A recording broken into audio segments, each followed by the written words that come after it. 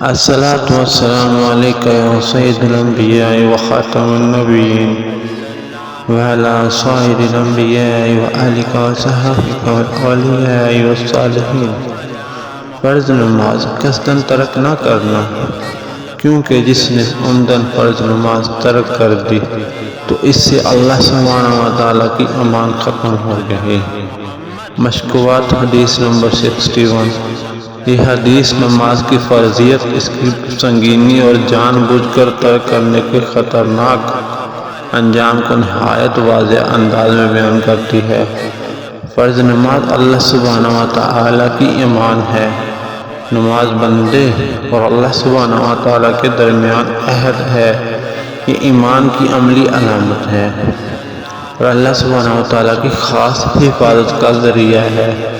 جو شخص اسے جان بوجھ کر چھوڑ دیتا ہے وہ خود کو اللہ سبحانہ وتعالیٰ کی امان سے محروم کر لیتا ہے۔ قصداً ترک کرنا بہت بڑا گناہ ہے۔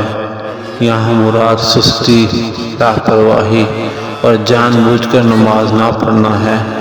ایسا عمل دل کی سختی، ایمان کی کمزوری اور اللہ سبحانہ وتعالیٰ سے دوری کی علامت ہے۔